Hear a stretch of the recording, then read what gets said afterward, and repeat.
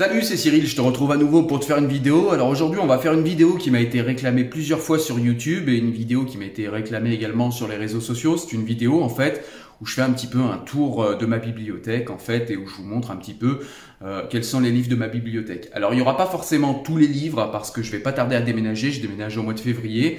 Mais en tout cas, il y aura les livres principaux, on va dire. Je sais pas si on peut parler de livres principaux, mais en tout cas, il y aura les derniers livres que j'ai lus, donc qui vont être ici et que je vais te montrer après. Et puis il y a quelques livres dans une seconde bibliothèque que je vais te montrer également. Allez, on est parti!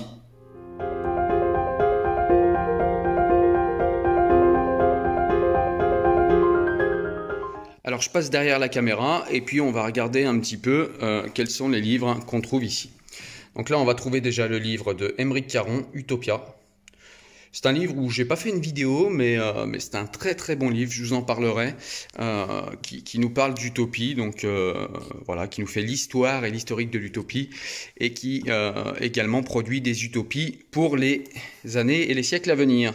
Celui-ci, c'est un livre qui a un peu souffert, il est un petit peu fatigué, je l'ai beaucoup traîné avec moi, et du coup, comme il est tout blanc, il est devenu tout noir dans un sac en plastique, c'est antispéciste. Je vous ai fait une vidéo dessus, je vous mettrai le lien en description en fait, hein. Je vous ai expliqué précisément quel est ce livre. Après, on a La bâtarde d'Istanbul d'Elif Shafak. Donc, c'est un livre qui nous parle un petit peu des relations entre les Turcs et les Arméniens. On a L'architecte du sultan de Elif Shafak. Je ne l'ai pas terminé, donc je vais avoir du mal à vous en parler. Alors ensuite, on a un livre de Rachid Benzine et de Delphine Orviller, Des mille et une façons d'être juif ou musulman. Un livre très intéressant qui est en fait un dialogue entre Rachid Benzine, islamologue, et la rabbin Delphine Orviller. Je vous en ai fait une vidéo complète également. Ça, c'est le dernier livre dont je vous ai parlé en vidéo. Rachid Benzine, Ainsi parlait ma mère. Un livre vraiment très touchant. Donc je vous laisse regarder l'avant-dernière vidéo, justement. La vidéo juste avant celle-ci. Par les liens forcés du mariage de Fatiha Saidi, un livre poignant aussi qui nous parle de réalités assez difficiles, des mariages forcés. Pareil, je vous en ai fait une vidéo complète, un livre très intéressant. On a un livre qui nous parle de terrorisme et de comment on devient terroriste et on va aller avec ce livre dans la tête d'un terroriste. Ça s'appelle Khalil de Yasmina Khadra, un livre dont je vous ai également parlé en vidéo. On a un livre de Natacha Polony et de Jean-Michel Quatrepoint, Délivrez-nous du bien. Ça nous parle des nouvelles inquisitions sur les réseaux sociaux, les minorités, les minoritarismes qui nous font beaucoup d'inquisitions aujourd'hui. Donc ça parle de tout ça. Pareil, je t'en ai fait une vidéo, hein, je te laisserai regarder. Identité nomade de Bernard Fernandez, je ne l'ai pas encore lu. On a un livre d'Aymeric Caron, Nos steaks, voilà, un livre qui est une référence pour tous les végétariens. Je suis végétarien, donc c'est un livre extrêmement documenté. C'est un livre où il y a beaucoup de sources, tout est chiffré et ce livre explique parfaitement voilà, quels sont les défis par rapport à notre consommation de viande actuelle, quelles sont les aberrations aussi par rapport à cette consommation de viande et leur impact écologique. On réfléchit aussi à des questions éthiques. On va réfléchir également à beaucoup aux impacts écologiques, hein, ouais, comme je l'ai dit. C'est vraiment un livre très très intéressant parce qu'il est hyper documenté. Alors ensuite, on a La Passeuse. C'est un livre qui m'avait été envoyé par Grasset, c'est de Michael Prazan. Je ne l'ai pas lu encore, donc je ne pourrais pas vous en parler. 3 versions de la vie de Yasmina Reza. C'est un livre très intéressant en fait qui nous décrit des situations de vie mais dans les yeux de 3 personnes différentes. Donc c'est super intéressant. Ça, c'est des livres en fait que j'ai trouvé dans la boîte à livres. C'est Régis Debray sur le pont d'Avignon. J'aime beaucoup Régis Debray, mais du coup j'ai pas lu ce livre et je l'ai trouvé il y a quelques semaines et du coup je l'avais pris. On a L'Assignation de Tania de Montaigne. Donc c'est un petit livre en fait qui est un plaidoyer pour l'universalisme à la française et contre le racisme évidemment. Donc c'est un livre dont je t'ai fait une vidéo, pareil, je t'en ai parlé. On a Mina Loa, Éperdument de Mathieu Terrence, pareil, je ne l'ai pas lu, c'est un livre que Grasset m'avait envoyé. J'ai Michel Houellebecq, Soumission, je ne l'ai toujours pas lu, je l'ai trouvé dans une boîte à livres et du coup je me suis dit que ça pouvait être intéressant de le lire, un de ces quatre, parce que c'est un livre qui a fait une énorme polémique, comme tu le sais. On va passer un petit peu en haut. Donc on a Dune, c'est un livre de science-fiction en fait qui m'avait été offert lors de l'achat d'un livre. En fait, il y avait un livre acheté, un livre offert. Du coup, je l'ai pas lu encore, mais je le lirai. On a un livre de Pascal Hubert, Des illusions à soi. Je t'en avais fait une vidéo. C'est un chrétien qui est sorti du christianisme et du dogme chrétien et qui raconte sa sortie du christianisme. On a un livre de Salim Bachi, ça s'appelle Dieu, Allah et moi et les autres, pardon. Je l'ai lu mais j'en ai pas fait de vidéo parce que c'est un livre que j'ai trouvé difficile à la lecture et je sais pas, c'est un livre qui, je sais pas, je l'ai trouvé difficile, il faut que je le relise je pense. 12 France, où est passé ton bon sens de Sonia Mabrouk. C'est un livre dont je t'ai parlé assez récemment. Je t'ai fait une vidéo, pareil, je te laisserai regarder. On a un livre de sagesse, Le langage des oiseaux de Farid Aldin Attar. Un livre au niveau spirituel qui est extrêmement intéressant. On est sur une hauteur spirituelle vraiment très intéressante. Un livre que j'ai pas fini. Mais un livre qui est quand même extrêmement intéressant dont je te parlerai assez rapidement. On a un livre ici de Asli Erdogan, qui est une journaliste en fait, une journaliste turque. Le silence même n'est plus à toi. C'est une journaliste engagée turque, engagée pour la cause kurde. Et bah pareil, je t'en parlerai. Non, je t'en ai parlé déjà en vidéo. Ouais, j'ai fait une vidéo déjà sur celui-là. J'avais oublié. On a un livre de Camus que j'ai trouvé dans la boîte à livres. Pareil, je l'ai pas lu. La Chute. Voilà. Alors après Camus, je sais pas si t'as vu, mais j'ai fait une vidéo sur son livre le plus connu, L'étranger, et j'ai pas trop aimé, donc voilà, un petit peu bizarre, mais... Paulo Coelho, L'alchimiste, bon, c'est un classique, hein, L'alchimiste de Paulo Coelho, c'est un livre de développement personnel, un livre un petit peu spirituel, donc voilà, un livre intéressant également. Les mots de Sartre. Donc ça, c'est un livre pareil que j'ai trouvé dans la boîte à livres, mais que j'ai toujours pas lu. Ensuite, on a La religieuse de Diderot. Pareil, c'est une vieille édition que j'ai trouvée en boîte à livres et que je n'ai pas lu. On a L'attentat de Yasmina Khadra, donc c'est un livre que j'ai lu, que j'ai aimé, mais qui n'était pas si intéressant que ça. Alors peut-être parce que je le lis en décalé et que... Enfin, en tout cas, c'est pas un livre que j'ai vraiment beaucoup aimé. On a Keteb Yassine, Nejma. On m'a beaucoup parlé de ce livre et je l'ai toujours pas lu. Et d'ailleurs, je vais le sortir parce que je vais l'oublier. Je vais le mettre dans ma liste, dans ma pile de lecture. Hop, je vais le poser là pour que je l'oublie pas parce que je devais le lire. Ensuite, on a un livre de Boualem Sansal, 2084, La fin du monde. Donc, c'est un hommage à 1984. Boualem Sansal analyse la société algérienne, je pense, puisqu'il est algérien. Il le dit pas explicitement, mais on comprend assez rapidement qu'il analyse la société algérienne et surtout la société religieuse algérienne. Avec les armes orwelliennes déployées dans 1984, un livre super intéressant. On a ici des livres d'Hamid Zanaz qu'il m'envoie, qu'il me fait l'amitié de m'envoyer à chaque fois. Islamisme, comment l'Occident creuse sa tombe. On a L'Europe face à l'invasion islamique, une civilisation en péril. Et on a D'où vient la violence islamique. Tout ça de Hamid Zanaz. C'est des livres dont je t'ai, je crois, parlé rapidement en vidéo. Il faudrait que je fasse une vidéo qui soit dédiée à ces livres pour vous dire un petit peu ce que j'en ai pensé. On a ici le livre de la paix intérieure. Donc voilà, c'est un livre qui est... un petit peu un livre de développement personnel. Bon, ça casse pas trois pattes à un canard. On a Candide de Voltaire. Donc pareil, je t'en ai fait une vidéo. Alors là, c'est une édition comme ça, mais j'ai de toute façon l'intégrale de Voltaire. On a ici Réflexion sur la question antisémite de Delphine Orviller, un livre dont je t'ai fait une vidéo, un livre très intéressant. Pour ceux qui comprennent pas bien la différence qu'il y a entre la judéophobie, pardon. Même si j'aime pas le terme, hein, c'est un peu comme islamophobie, pour moi c'est des termes un petit peu dangereux tout ça, des termes surtout fallacieux, mais si on veut comprendre en fait la différence qu'il y a entre la haine du judaïsme et l'antisémitisme, hein, parce que souvent on a des gens qui font un parallèle entre islamisme et judaïsme, mais en fait il n'y a pas de parallèle à faire entre... islamophobie justement et antisémitisme, et en fait ce livre nous montre pourquoi l'antisémitisme n'est pas simplement une judéophobie en fait qu'on pourrait mettre en parallèle avec l'islamophobie. Ça n'a absolument rien à voir et ce livre nous le décrit très bien.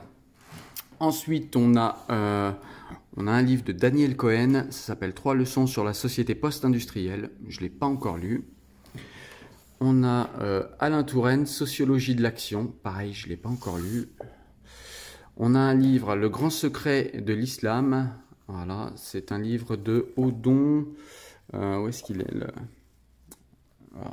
Odon. Alors attendez, où est-ce qu'il est l'auteur? Alors c'est une version en fait un petit peu... il y a eu une erreur en fait dessus et il a mal été imprimé, c'est pour ça que l'auteur me l'a envoyé. Mais voilà, je ne l'ai pas lu, je le lirai à l'occasion. Là on a un livre de Jean-Marc Vincent, Max Weber ou la démocratie inachevée. On a ici Interminable adolescence, donc ça nous parle de cette adolescence en fait qui dure jusqu'à 30 ans, où on a souvent l'impression que ça passe vers la vingtaine et c'est pas du tout le cas. On a ici un livre de Irving Yalom, celui-là, ça s'appelle Comment je suis devenu moi-même, donc pareil je t'ai fait une vidéo, hein. Irving Yalom c'est un psychanalyste renommé, qui nous aide à comprendre pas mal de choses à l'aide de la psychanalyse, de la psychologie, de la cognitive et comportementale et de la philosophie. Il allie toutes ces disciplines, c'est un petit peu sa particularité. On a ici La nuit, j'écrirai des soleils de Boris Cyrulnik, je t'en ai fait une vidéo, c'est un livre magnifique. On a encore un livre de Boris Cyrulnik, Un merveilleux malheur. J'ai pas encore fait de vidéo, mais je vais la faire assez rapidement, je pense. D'ailleurs, c'est pareil, je vais me le mettre de côté pour y penser. Voilà. On a aussi Les âmes blessées de Boris Cyrulnik, un livre très très intéressant également, toujours sur les thèmes de la résilience, hein, mais par des angles différents. On a un livre Désoriental de Negar Javadi, que j'ai pas lu, je l'ai commencé mais je l'ai pas fini encore. On a 5 leçons sur la psychanalyse de Freud. Voilà, donc c'est un classique, hein. Je suis pas particulièrement fan de Freud, mais bon voilà, il faut avoir lu ça quand on s'intéresse un peu à la psychanalyse. On a L'écume des jours de Boris Vian, donc ça forcément on connaît, j'en ai pas forcément parlé en vidéo. La civilisation européenne, donc ça c'est les que sais-je, histoire du droit pénal, voilà, c'est des petits livres... C'est des petits livres intéressants, voilà, donc il y a un peu de savoir dedans, c'est pas non plus des livres où on va très en profondeur, la psychologie sociale, mais voilà, c'est des livres intéressants tout de même. Là, on a un de mes livres de chevet que j'adore, ça s'appelle Discours de la servitude volontaire de Étienne de la Boétie, un livre dont je t'ai parlé en vidéo. Un livre dont il faudra que je reparle, je pense. C'est vraiment un livre majeur pour notre époque, hein, où on a l'impression que, eh bien, la démocratie est un petit peu boudée et où les gens préfèrent se replier sur des identités avec des chefs, comment dire, des gens qui seraient légitimes pour représenter d'autres gens. Les gens ont de plus en plus tendance à se placer sous des autorités religieuses, communautaires, étatiques. Enfin voilà, chacun ses autorités et donc du coup je trouve que le livre est intéressant à ce point de vue-là. Puis il est également intéressant pour comprendre le management à l'américaine qu'on a dans nos sociétés, dans nos entreprises actuelles, pour comprendre en fait les liens de subordination et pourquoi on est si subordonné à nos entreprises. C'est un livre qui est magique également pour ça. Là on a un livre de Stéphanie Meyer, pardon, Les âmes vagabondes. Je ne l'ai pas lu, je ne sais pas du tout de quoi il s'agit. Là, on a un livre qui m'a été envoyé par un ami, ça s'appelle Dans le sang et la rosée. Anthologie de nouvelles du Bangladesh. Voilà, donc c'est un monde culturel que je connais pas du tout et que je vais découvrir. Là, on a On vaut mieux que ça. Voilà, c'était un petit livre en fait qui était sorti sur une critique de la société marchande d'aujourd'hui. On a D'une vérité à l'autre de Pascal Hubert. D'ailleurs, il faudrait que je le mette à côté de l'autre, hein, ça serait mieux. Hop, on va le mettre à côté de son... D'autres livres. Donc pareil, c'est un livre récent que je viens de recevoir, que j'ai lu en décembre et dont je t'ai parlé en vidéo.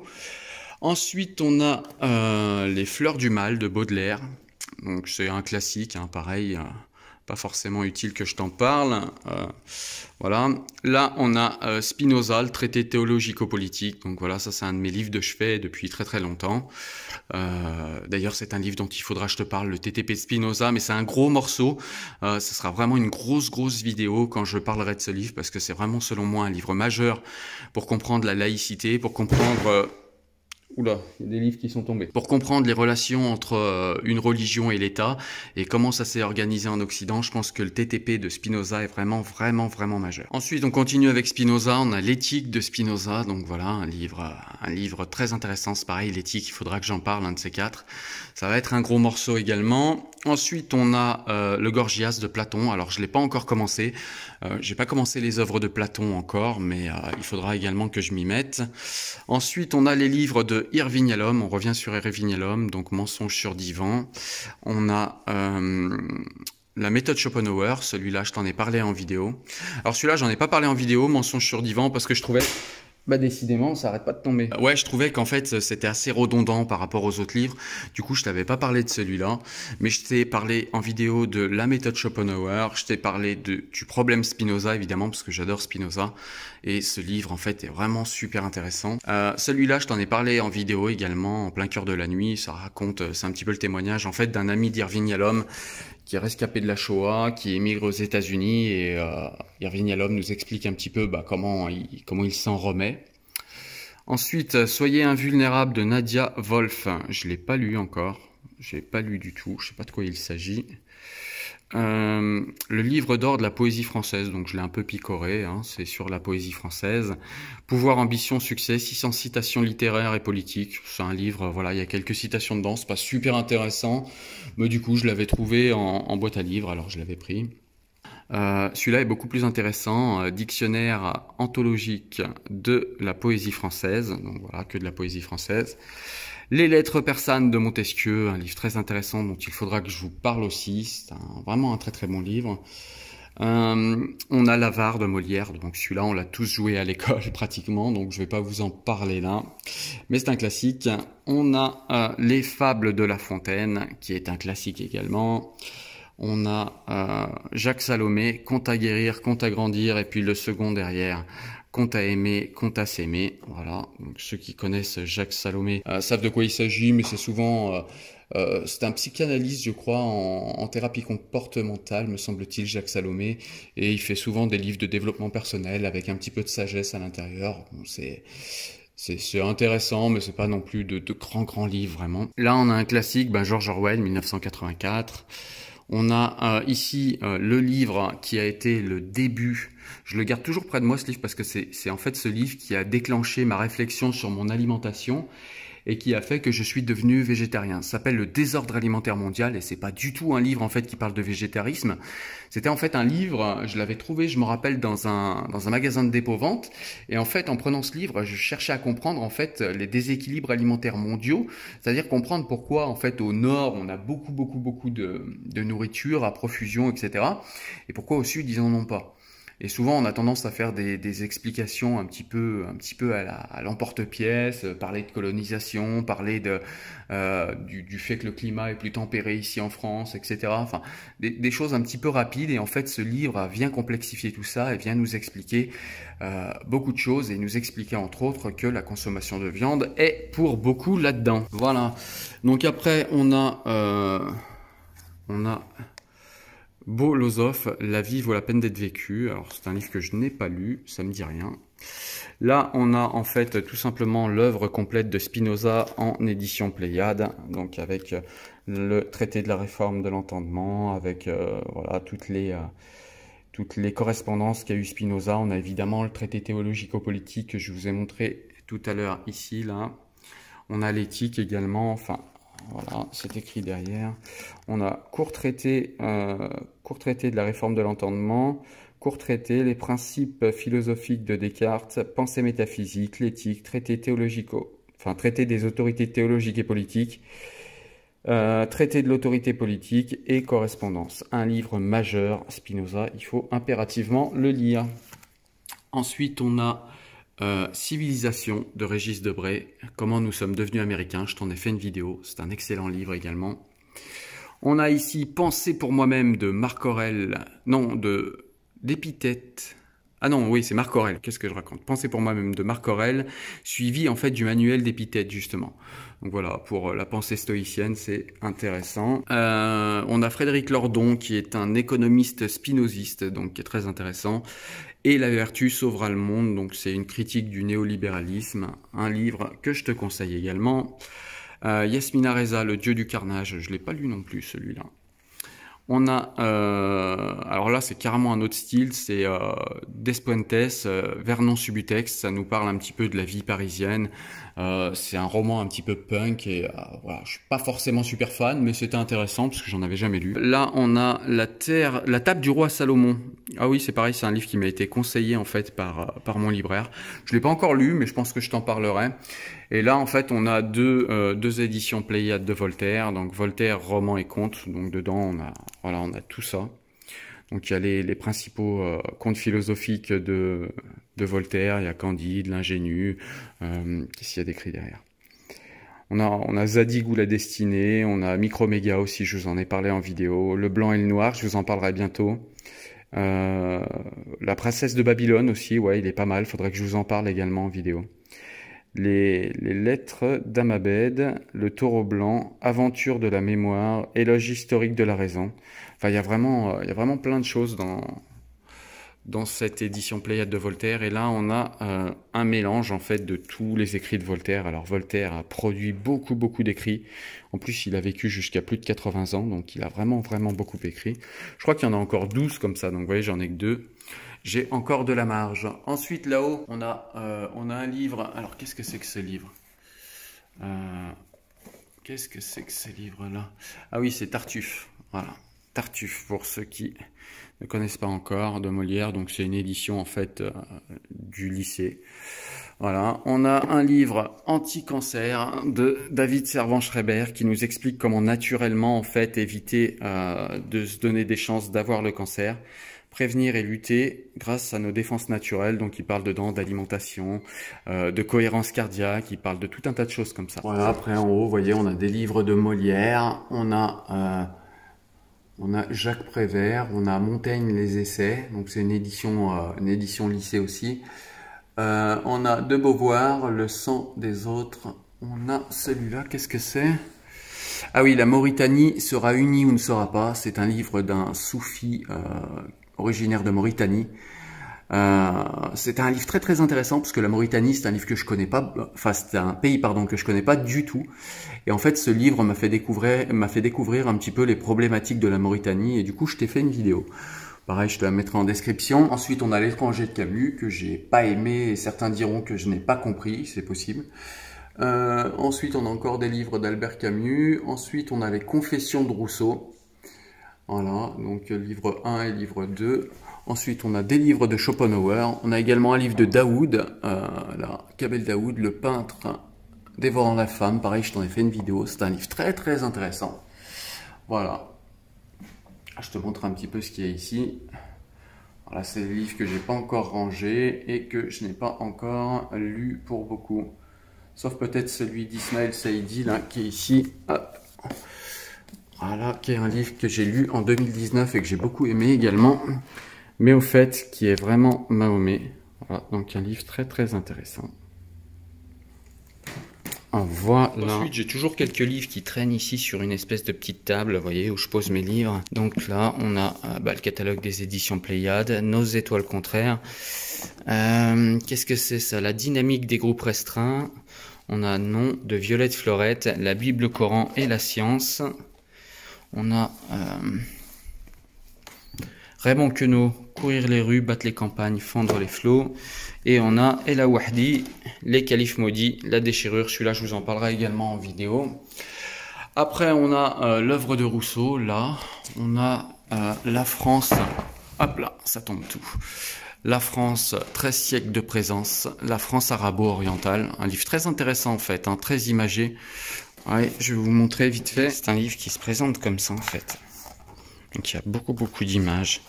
Et ça nous raconte un petit peu voilà, les relations entre la France et le monde oriental. On a l'impression que ces relations en fait entre la France et le monde oriental sont très récentes. Et en fait c'est complètement faux. Voilà, donc un livre que je te conseille également et dont je te parlerai sûrement. Ça s'appelle La France arabo-orientale, 13 siècles de présence. Et ensuite j'ai encore tout un tas de livres ici. Voilà, qui sont un peu mal rangés. On a des Dan Brown là-haut. Voilà, on a même des 13 nuances de grès. 13 nuances de gris, c'est les livres à ma femme, ça. On a Dieu dans l'univers d'Einstein. Celui-là est intéressant, il va falloir que je le lise aussi. Voilà. Il y a pas mal de livres. Voilà, que j'ai un petit peu posé ici sans trop regarder, je te laisse voir.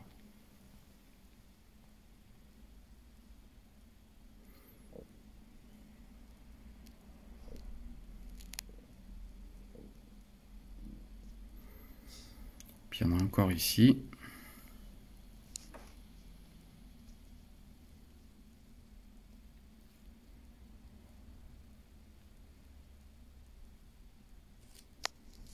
Cela c'est quoi?